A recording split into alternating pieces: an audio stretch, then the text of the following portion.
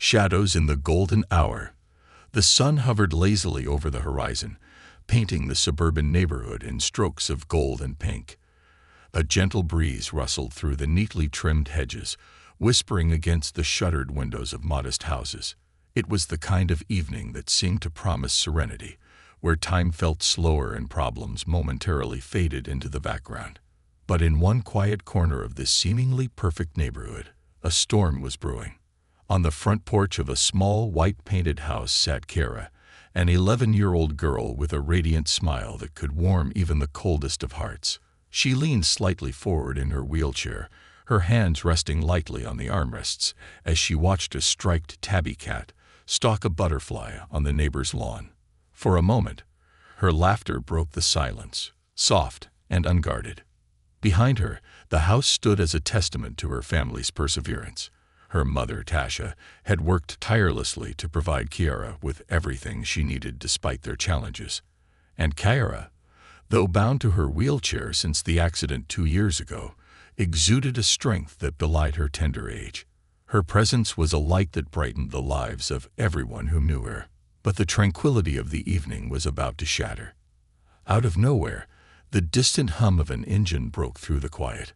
A police car rolled into view, its presence heavy and deliberate. It paused briefly at the corner before making its way toward the modest house. The vehicle moved with an air of authority, like a predator surveying its territory. The rumble of its engine seemed louder than it should have been in the stillness of the neighborhood. Kara noticed the car but didn't think much of it at first. It wasn't unusual for patrol cars to drive by, even in their quiet community. But as the car slowed to a crawl and stopped directly in front of her house, her smile faded. Something about the way the officer emerged from the vehicle made her stomach tighten. The man who stepped out was tall and broad-shouldered, with a face carved into a permanent scowl. His dark uniform bore the badges of authority, but the way he carried himself was unsettling, arrogant, almost predatory. He paused briefly, glancing at the license plate on the car in the driveway, before his sharp gaze landed on Kara. She straightened instinctively in her wheelchair, gripping the armrests tightly as the man walked toward her. His boots thudded heavily on the pavement, each step deliberate and menacing. When he finally stopped a few feet away, he loomed over her, casting a shadow that seemed to swallow the fading light. "What are you doing here?" he asked, his voice low and edged with contempt. Kara's heart raced. "I am just sitting here, waiting for my mom," she stammered, her voice trembling despite her best efforts to stay calm. The officer's lips curled into a sneer. "This neighborhood isn't for people like you." He spat, his words cutting through the air like a whip. "Why don't you pack up and leave? Go back to where you belong." Kiara froze. She'd heard those words before, not directed at her, but whispered in grocery store aisles and muttered in school hallways. But hearing them from someone in uniform, someone who was supposed to protect her, made her blood run cold. "I didn't do anything wrong," she whispered, her voice barely audible. The man leaned closer, his face inches from hers. "Wrong or not, you don't belong here," he hissed. His hand dropped to the holster on his hip, and for a moment, Kiara's breath caught in her throat. The way his fingers brushed against the grip of his gun was calculated, meant to intimidate. Tears pricked her eyes, but she blinked them back. She wouldn't let him see her cry. Instead, she gripped the armrests of her wheelchair even tighter, her knuckles turning white. She thought of her mother, who would be back any moment. She thought of her grandfather, who always told her to stand tall, even when sitting down. The sound of a door opening broke the tension like a clap of thunder. Tasha burst out of the house, her face a mix of fear and fury. "What's going on here?" she demanded, her voice ringing out across the yard. The officer turned to face her, his hand still resting on his holster. "Stay back, Mom," he warned, his tone dripping with condescension. "I'm handling a situation." Tasha didn't back down. She marched straight up to him, placing herself between the man and her daughter. Her eyes blazed with a mother's fury as she stood her ground. "That's my child you're threatening," she said, her voice firm despite the tremor in her hands. And you'd better step away from her right now." The officer chuckled, a dark, humorless sound. "You people are all the same," he said, shaking his head. "Think you can come into neighborhoods like this and do whatever you want? Well, not on my watch." "I said step away," Tasha repeated, her voice rising. The tension crackled in the air, thick and suffocating. Neighbors peeked out from behind curtains and doorways, their faces pale with unease. Some held phones, recording the unfolding scene, but none dared to intervene. Kiara watched her mother, her heart swelling with both fear and pride. She knew Tasha wouldn't let anything happen to her, but she also knew this officer wasn't the type to back down easily. And he didn't. Instead, he took a step closer, his eyes narrowing. "You think you can scare me?" he asked, his voice low and dangerous. "You think I care who you are?" Tasha met his gaze without flinching. "No," she said calmly, "but you'll care who my father is." The officer blinked, his sneer faltering for the first time. "Your father?" he repeated, his tone skeptical. "Yes," Tasha said, pulling out her phone. "And if you think you're the law around here, you're about to learn otherwise." Echoes of defiance. The moment hung heavy in the air as Tasha stood her ground, shielding her daughter from the looming figure of the officer.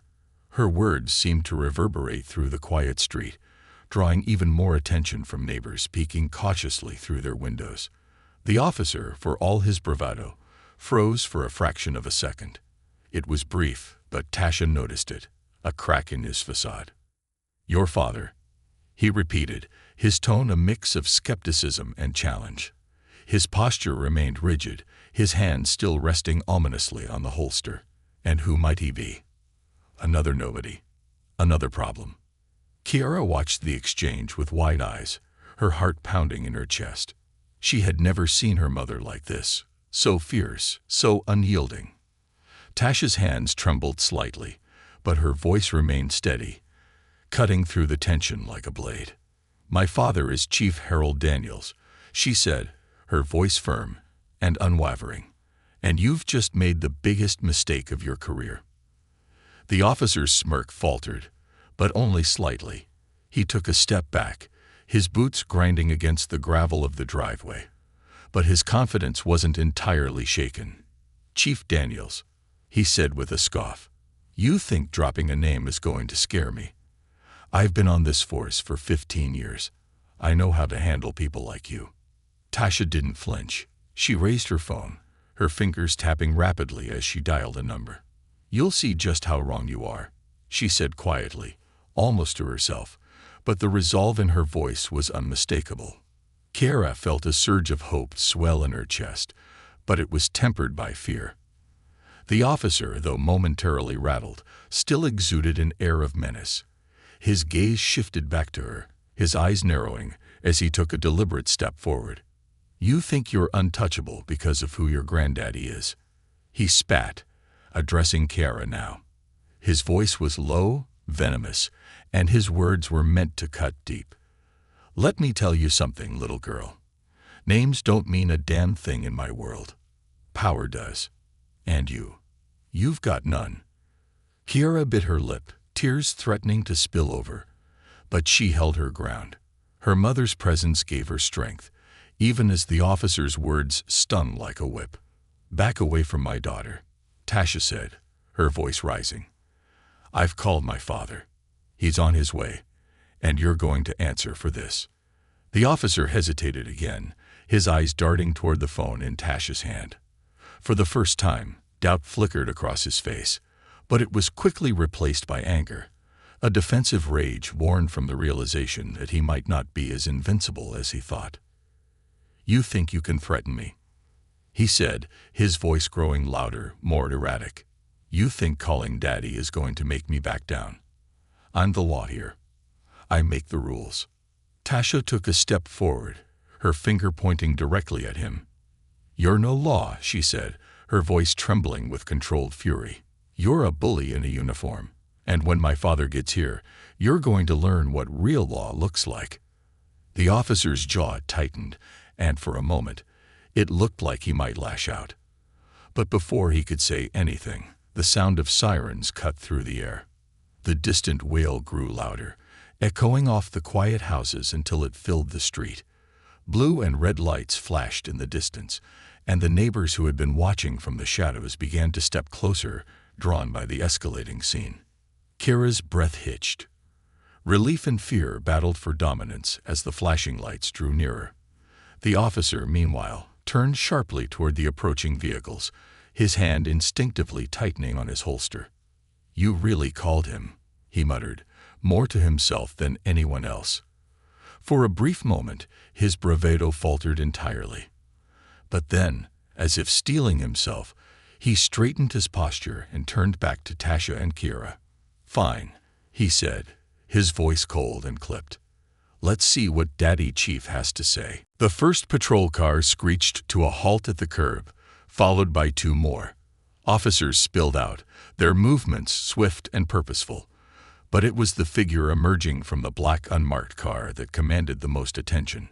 Harold Daniels, the chief of police, cut an imposing figure. Tall, broad-shouldered, and dressed in a crisp uniform adorned with commendations, he carried himself with an air of quiet authority that silenced the murmurs of the gathering crowd. "Chief Daniels," one of the arriving officers said, stepping forward and saluting. "We were informed there was an incident involving—" "I know what's happening here," Harold interrupted, his voice calm but laced with steel.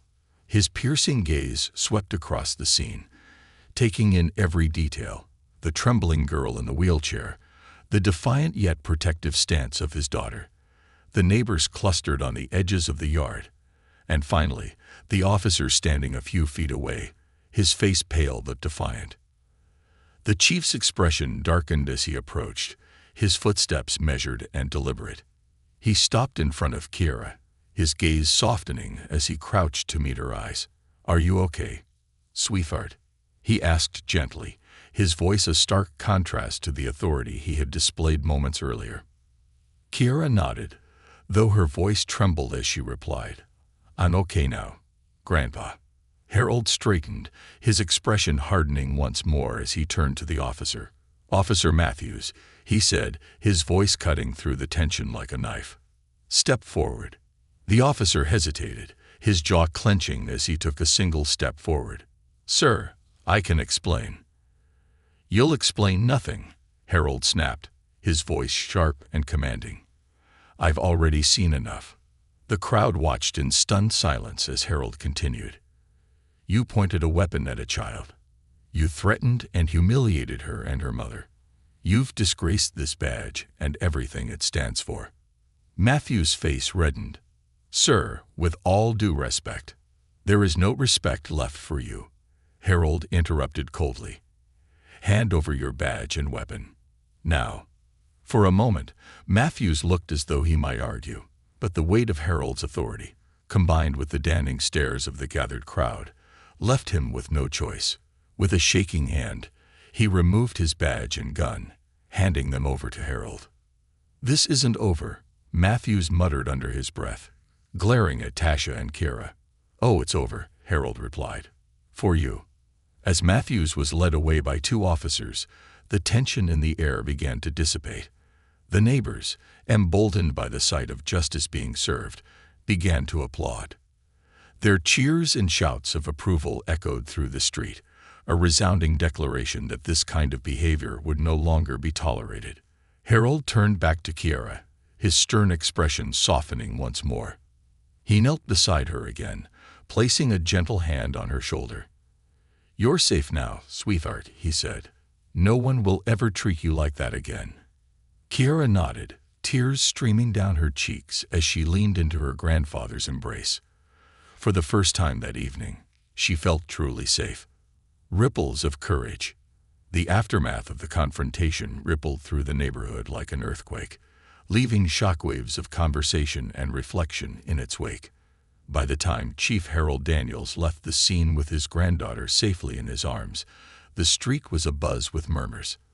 Neighbors gathered in small clusters, their voices carrying a mixture of disbelief, outrage, and an odd undercurrent of hope. Something monumental had happened, something that felt larger than the small street where it had unfolded. In the car ride home, Kiara sat quietly in the back seat, her wheelchair secured next to her. Her mother, Tasha, sat beside her, her face a mask of exhaustion and residual anger. Chief Daniels, who had remained composed throughout the ordeal, occasionally glanced at the rearview mirror, his eyes softening whenever they landed on his granddaughter. "Are you sure you're okay, baby?" he asked again, his deep voice laced with concern. Kiara nodded, her hands folded tightly in her lap. "I'm okay, Grandpa," she said, though her voice wavered slightly. Harold exhaled deeply, his grip tightening on the steering wheel. "You're stronger than I could ever imagine," he said quietly, his voice carrying a mix of pride and sorrow. "But you shouldn't have had to be." The drive to their home, a larger house on the outskirts of the city, felt both interminable and too short. When they arrived, Harold helped Kiara out of the car, lifting her gently into her wheelchair with the ease of someone who had done it many times before. Tasha followed closely, her expression unreadable as they made their way inside. Once they were settled in the living room, Harold sat down heavily on the couch, his broad shoulders slumping for the first time that evening. Tasha took the seat beside him, her arms crossed tightly over her chest. "That man," she began, her voice trembling with suppressed emotion. "That man dared to point a gun at my child. If you hadn't come when you did, Dad." She trailed off, unable to finish the thought. Harold reached over and placed a comforting hand on her shoulder. "He'll face the full weight of justice," he said firmly. "I'll make sure of it." Kiara, who had been quiet up until now, looked up at her grandfather. "Grandpa," she said softly, her voice tinged with hesitation. "Why did he hate me so much? I didn't do anything to him." The question hung in the air like a heavy cloud. Tasha turned her face away, her eyes glistening with unshed tears. Harold leaned forward, resting his elbows on his knees as he chose his words carefully. "Kiara," he began, his voice steady but tinged with sadness. "Sometimes people carry hate in their hearts because they don't understand the beauty in others. They let their fear and ignorance control them, and they lash out at anyone who doesn't fit their narrow view of the world." "But I didn't do anything wrong," Kiara repeated, her small hands clutching the armrests of her wheelchair. "And you never have to do anything wrong to be targeted by people like him," Harold replied gently. "What happened today wasn't about you. It was about his inability to see past his own prejudice." Tasha wiped her eyes and turned back to her daughter. "You're perfect just the way you are, Kiara," she said fiercely. "Don't ever let anyone make you feel otherwise." Kiara nodded slowly, her eyes shimmering with unshed tears. But there was a determination in her gaze now, a flicker of strength that hadn't been there before. "I won't," she said softly. "I promise." The next morning, the incident dominated the local news. Video footage of the confrontation had gone viral, drawing widespread attention and sparking outrage. Social media was flooded with posts condemning Officer Matthews, praising Chief Daniels for his swift action, and sharing messages of support for Kiara and her family. Tasha's phone buzzed constantly with calls and messages from friends, family, and even strangers who had seen the video and wanted to express their solidarity. But as the day wore on, the weight of the attention began to feel overwhelming. Tasha couldn't shake the fear that came with being thrust into the spotlight, and she worried about the impact it would have on Kiara. Meanwhile, at the police station, Harold was facing a storm of his own. Matthews had been formally suspended pending investigation, but Harold knew that wasn't enough. The officer's record had already revealed a troubling pattern of misconduct, complaints of excessive force, verbal abuse, and discriminatory behavior. Yet somehow, he had remained on the force for years. How did this go unnoticed for so long? Harold demanded during a heated meeting with his senior staff. "We're supposed to be better than this." One of his deputies, a seasoned officer named Ramirez, shifted uncomfortably in his seat. "With all due respect, Chief, some complaints don't get the attention they deserve," he admitted, "especially if they come from people the system doesn't prioritize." Harold's jaw tightened. "Well, that changes now," he said firmly. "We're going to comb through every single complaint on record. I want a full report on my desk by the end of the week. And moving forward, I want a new system in place, one that ensures accountability and transparency." "Yes, sir," Ramirez replied, though his expression was tinged with doubt. Back at home, Kiera found herself grappling with conflicting emotions. She was grateful for the outpouring of support from the community, but she couldn't shake the memory of Matthew's words or the way he had looked at her with such contempt. The experience had left a mark, one that she wasn't sure how to process. Sitting in her room, she stared at the tablet her grandfather had given her years ago. She began scrolling through the comments on one of the news articles about the incident. Some were kind and encouraging, but others were cruel and dismissive, echoing Matthew's hateful rhetoric. She set the tablet aside, feeling a lump form in her throat. But instead of succumbing to despair, she took a deep breath and reached for a notebook on her desk. Opening to a blank page, she began to write. The words came slowly at first, but soon they flowed freely, each one a release of the emotion she had been holding inside. By the time Tasha peeked into her room hours later, Kiera was still writing, her face lit with quiet determination. "What are you working on, sweetie?" Tasha asked gently. Kiera looked up, her eyes bright. "I'm writing about what happened," she said. "I want people to know what it felt like. I want them to understand." Tasha's heart swelled with pride. "That's a brave thing to do, Kiera," she said. "Your voice is powerful. Don't ever stop using it." As Kiera returned to her writing, a sense of purpose began to take root within her. She didn't just want to share her story. She wanted to make a difference. She wanted to be a voice for others who had been silenced, to shine a light on the injustices that too often went unseen.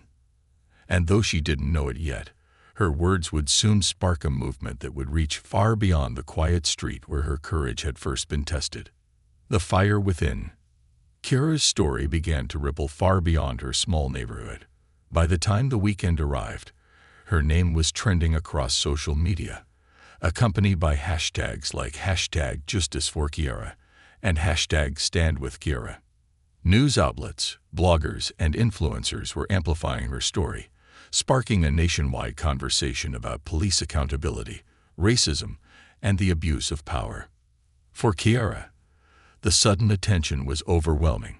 Strangers sent her messages of encouragement, some even sharing their own stories of facing prejudice and discrimination. But there were also messages of hate, vile words from faceless accounts that echoed Officer Matthew's contempt. At first, she tried to ignore them, but the ugliness of the comments began to weigh on her. Sitting at her desk late one evening, Kiera stared at her notebook. The pages were filled with words, her emotions spilling out in sentences that ranged from sorrowful to defiant. She had always loved writing, but now it felt different. Her words had power to heal, to inspire, and to challenge. Her grandfather, Chief Harold Daniels, had noticed her growing frustration. That evening, he knocked softly on her door before stepping inside. In his hands, he carried a box, its edges worn, and its surface scratched by time. "I thought you might want to see this," he said, placing the box on her desk. Kiera looked up, curious. "What is it, Grandpa?" Harold opened the box, revealing a collection of letters, photographs, and newspaper clippings. "It's a piece of our family history," he explained, pulling out a yellowed photograph of a young man in a military uniform. "This is your great-grandfather, William Daniels. He was one of the first black officers in this city." Kiera's eyes widened as she studied the photograph. "I didn't know that," she said softly. Harold nodded. "He faced a lot of what you're facing now. People doubting him, hating him, trying to tear him down.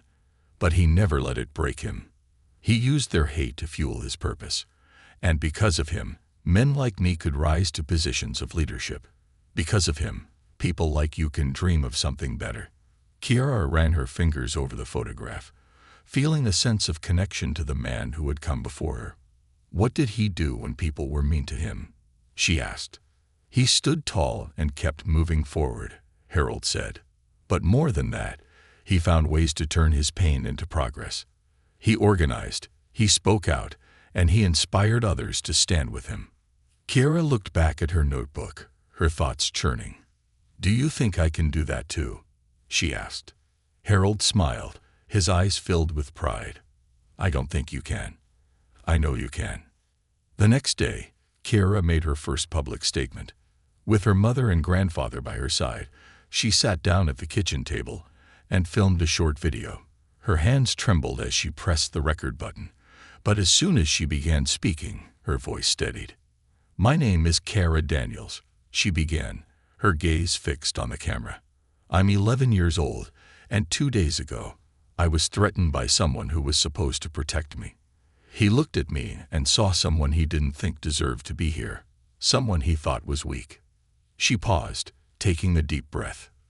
"But I'm not weak, and I'm not alone.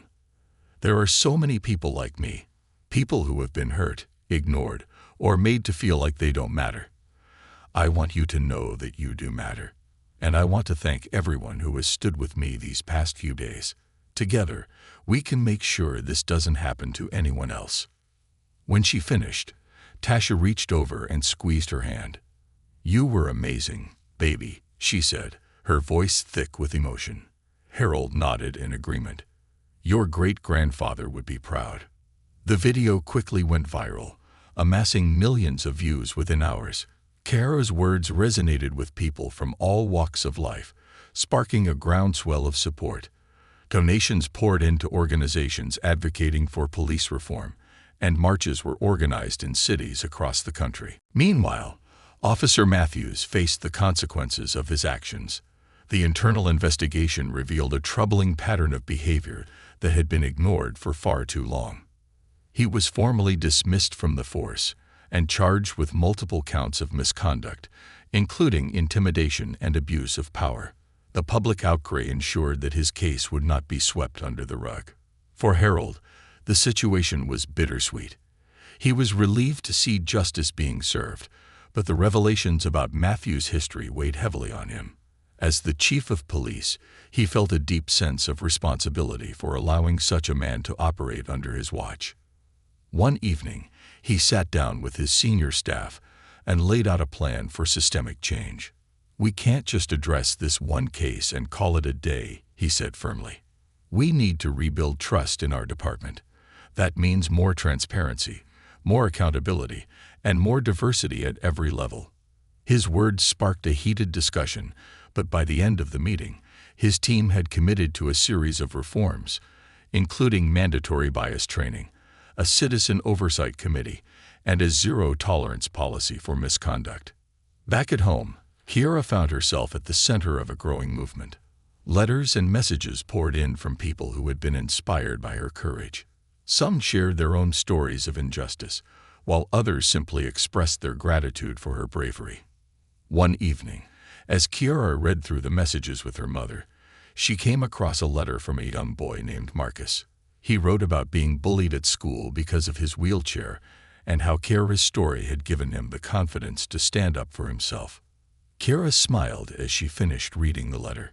"I want to write him back," she said. Tasha nodded. "You should. Your words have power, Kiera. Use them." As Kiera began crafting her reply, she realized something important. The fire that had been lit inside her wasn't just about fighting for herself. It was about fighting for others too. And she was ready to take that fight as far as it needed to go. Rising together.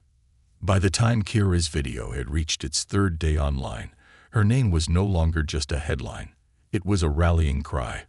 Across the country, people began to see her as a symbol of resilience and the need for change. Protests sprang up in cities large and small, not just about her specific case, but as part of a larger movement for justice and accountability. Signs with slogans like "Justice for Kiera," "No More Hate in Uniform," and "Change Starts Here" dotted the streets as people marched in solidarity. Kiera's family watched the growing movement with a mix of pride and apprehension. Tasha had always believed in speaking out against injustice, but the sudden national spotlight was overwhelming. At home, They received a steady stream of calls from journalists, activists, and even politicians wanting to align themselves with Kiara's story. One morning, as Kiara sat at the dining room table scrolling through the latest articles about the protests, her grandfather approached her with a thoughtful expression. "Kiara," he began, pulling out a chair to sit beside her. "I know this has been a whirlwind, but I want to make sure you're ready for what's coming next." Kiara looked up from her tablet, her brow furrowed. "What do you mean, Grandpa?" Harold leaned forward, resting his elbows on the table. "Movements like this, they have power, but they also come with responsibility. People are looking to you as a symbol of hope and strength, and that's a lot to carry." Kiara bit her lip, her fingers idly tracing the edge of the table. "I didn't ask to be a symbol," she said quietly. "I know," Harold replied gently. "But sometimes, we don't choose the moment, it chooses us. And right now, the world is watching. You have a voice that people are listening to, and if you're willing, you can use it to make a real difference." Kiara sat in silence for a moment, processing his words. She thought about all the messages she had received, the stories people had shared with her about their own struggles. Slowly, she nodded. "I want to help, Grandpa," she said, "but I don't know where to start." Harold smiled. "You've already started, Kiara. Just by sharing your story, you've inspired people. Now it's about figuring out how to keep that momentum going." The first step came the following week, when Kiara was invited to speak at a town hall meeting organized by a local advocacy group. The event was held at a community center downtown, and by the time Kiara and her family arrived, the parking lot was packed. Inside, the auditorium buzzed with energy, the crowd a mix of community members, activists, and local leaders. Kiara's heart raced as she was led to the stage. She glanced at her mother, who gave her an encouraging nod, and then at her grandfather, whose steady presence reminded her that she wasn't alone. Taking a deep breath, she wheeled herself to the microphone. "Good evening," she began, her voice trembling slightly. "My name is Kiara Daniels, and I'm here to share my story. But this isn't just about me. It's about all of us." As she spoke, the room fell silent. Kiara recounted the events of that fateful evening, her voice growing steadier with each word. She talked about the fear she had felt, the injustice of being treated as less than human, and the strength she had drawn from her family and community. "But I'm not here to talk about what happened to me," she said, her gaze sweeping over the crowd. "I'm here to talk about what we can do to make sure it doesn't happen again. No one should have to feel afraid because of the color of their skin, because of a disability, or because of someone else's prejudice. We have the power to change that, but only if we rise together." The crowd erupted into applause, their cheers echoing through the auditorium. Kiara felt a surge of confidence as she continued, outlining her vision for a future where police departments were held accountable, communities were united, and voices like hers were no longer silenced. By the time she finished, the room was on its feet, the applause thunderous. Tasha wiped away tears as she watched her daughter beam with pride, and Harold nodded approvingly, his heart swelling with admiration. In the weeks that followed, Kiara became a central figure in the movement. She worked with local activists to organize community forums, where residents could share their experiences and propose solutions. She partnered with advocacy groups to create educational materials about systemic bias and the importance of allyship. And she continued to write, penning essays and open letters that were published in newspapers and online platforms. Through it all, Kiara remained grounded, thanks to her family's unwavering support. Tasha took on the role of managing the influx of media requests, ensuring that Kiara's story was shared on her terms. Harold used his position as police chief to push for reforms, meeting with city officials and fellow law enforcement leaders to advocate for systemic change. But the journey wasn't without challenges. Not everyone supported the movement, and Kiara faced backlash from detractors who dismissed her as just a kid or accused her of seeking attention. Some even tried to discredit her family, digging into Harold's record as police chief and questioning his motives. One evening, as Kiara sat in the living room with her mother and grandfather, she voiced her frustrations. "Why do people hate us so much?" she asked, her voice tinged with exhaustion. "Why can't they just see that we're trying to help?" Tasha pulled her daughter into a hug, smoothing her hair as she spoke. "Because change scares people, baby," she said softly. "And when people are scared, they lash out. But that doesn't mean we stop. It just means we fight harder." Harold nodded. "Your mother's right," he said. "The fact that people are pushing back means we're making progress. Keep speaking your truth, Kiara. The people who matter are listening." By the end of the summer, Kiara's efforts had borne fruit. The city council passed a sweeping police reform bill, inspired by the proposals she and her grandfather had championed. The new legislation included stricter oversight measures, mandatory bias training, and increased funding for community programs. But for Kiara, the greatest victory came in the form of letters and messages from people whose lives had been touched by her story. One in particular stood out, a letter from a young girl named Aaliyah, who wrote about how Kiara's courage had inspired her to stand up to a bully at school. "You showed me that it's okay to be different," Aaliyah wrote, "and that being different can make you strong." Kiara read the letter aloud to her family, tears streaming down her cheeks. "This is why we do this," she said, her voice thick with emotion. "For people like Aaliyah. For all the kids who deserve to feel safe and loved." As she folded the letter and placed it in a box filled with similar messages, Kiara felt a deep sense of purpose. The fire within her burned brighter than ever, fueled by the knowledge that her voice, her actions, and her courage were making a difference. And she wasn't done yet. A new legacy. The following months brought profound change, not just for Kiara and her family, but for the community at large. What had started as a moment of injustice transformed into a movement of hope and progress. Kiara's name was no longer just associated with the heartbreaking confrontation that had shaken her neighborhood. It was now synonymous with resilience, justice, and unity. The seeds of transformation. The city council's reform bill had been passed, but Kiara and her family knew that true change wasn't just about legislation. It was about shifting perspectives, breaking down barriers, and building bridges. With that in mind, Kiara and her grandfather co-founded an initiative called the Unity Project. The Unity Project aimed to bridge the gap between law enforcement and the communities they served. Its mission was simple but ambitious: to foster understanding, trust, and cooperation. The project held workshops where officers and residents could share their stories, addressing the biases and fears that often fueled division. Kiara played a central role in the project, attending every meeting and workshop. Though she was young, her presence had a profound impact. Officers who were initially skeptical found themselves moved by her courage and insight.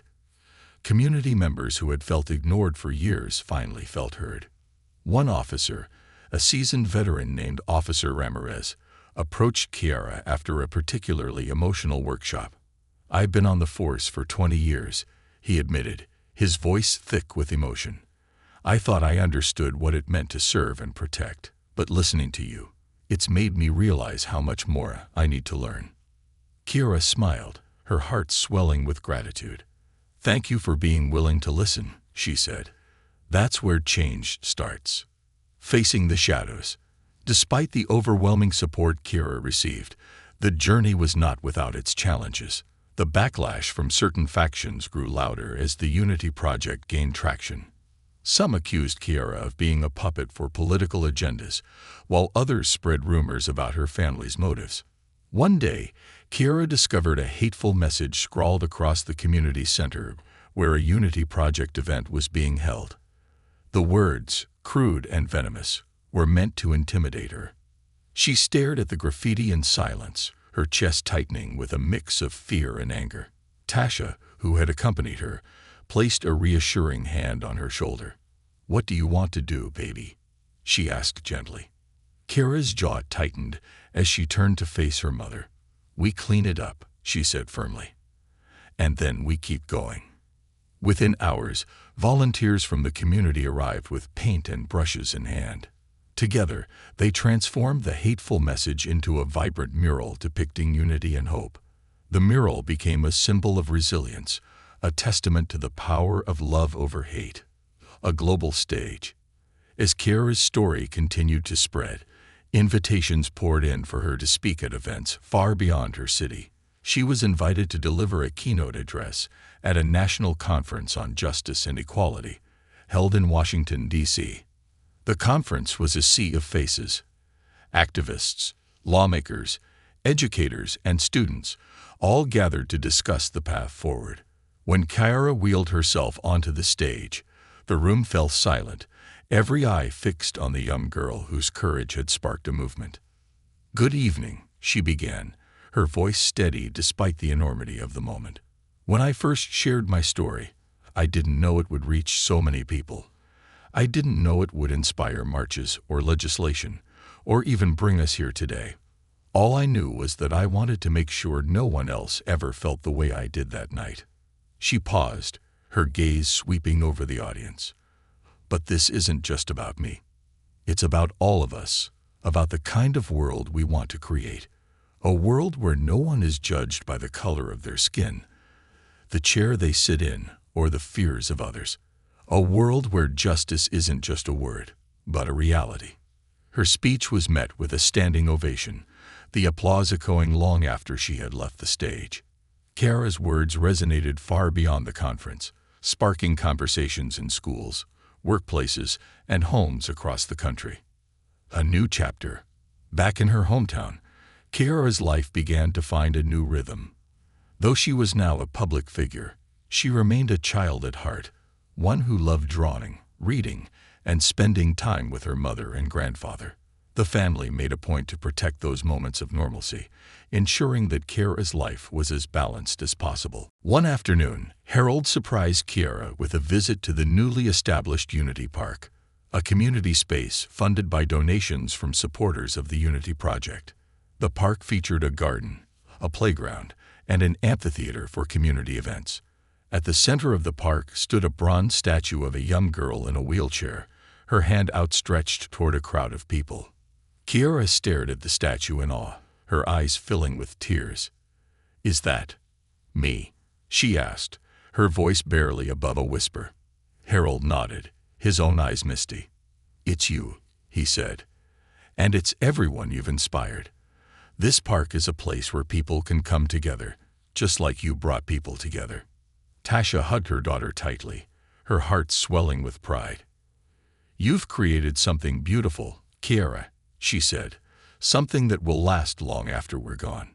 The legacy continues. Years later, Kiara would look back on that time as the beginning of her life's work. The Unity Project continued to grow, expanding to cities across the nation. Kiara herself became a respected advocate, balancing her public work with her education and personal life. But no matter how far she traveled or how many stages she spoke on, Kiara never forgot where it all began, on a quiet street in her neighborhood, where a moment of injustice had ignited a fire within her. And as she stood before crowds of thousands, her voice unwavering and her heart full, she carried with her the lessons of her family, the support of her community, and the unshakable belief that even the smallest voice could change the world. Carrying the torch. The unveiling of Unity Park marked a pivotal moment not just for Kiara and her family, but for the entire community. The park quickly became a vibrant hub of activity, hosting events, workshops, and gatherings that brought people together in ways that had once seemed impossible. It stood as a living testament to the power of resilience, justice, and unity. Kiara spent many afternoons at the park, often seated under the large oak tree that provided shade near the playground. She loved watching children of all backgrounds laugh and play together, their differences melting away in the face of shared joy. It was a vision of the world she dreamed of, a world where everyone belonged.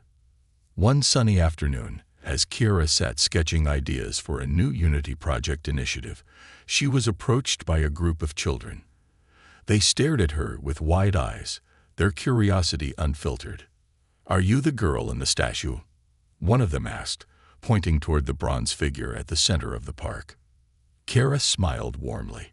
"I am," she replied, setting down her notebook.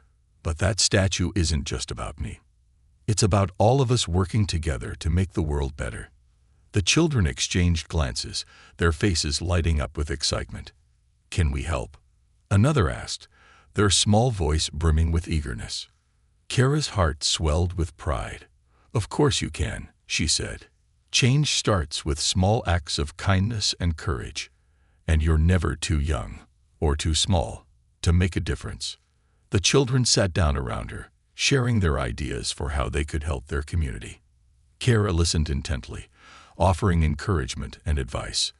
By the time they left, her notebook was filled with their ideas, and her spirit was buoyed by their enthusiasm.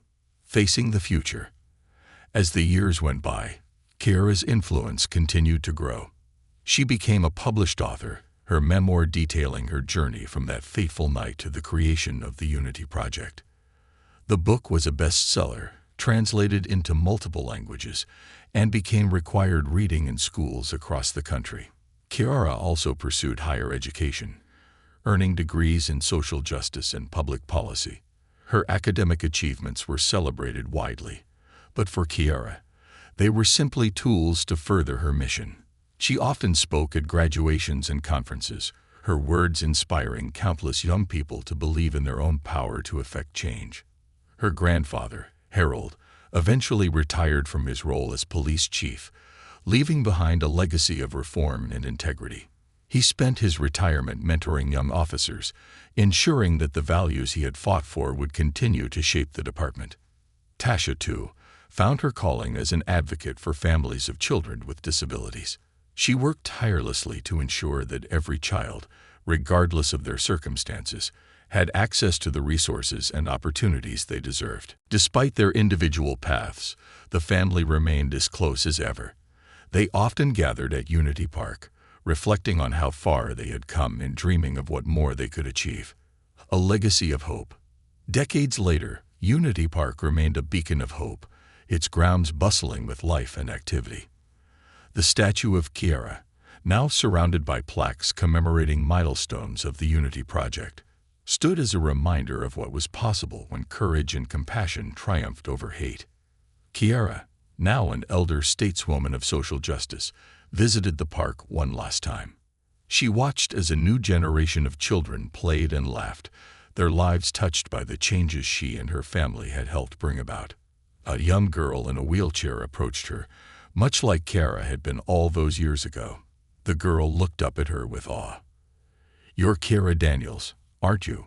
she asked. "My teacher told me your story. She said you changed the world."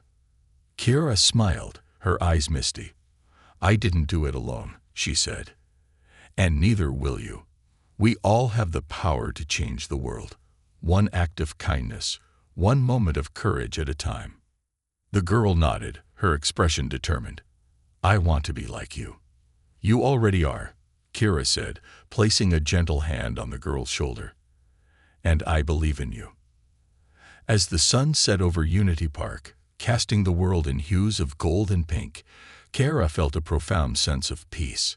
Her journey had come full circle, but the legacy she had built would continue to grow, carried forward by those who believed in a better tomorrow.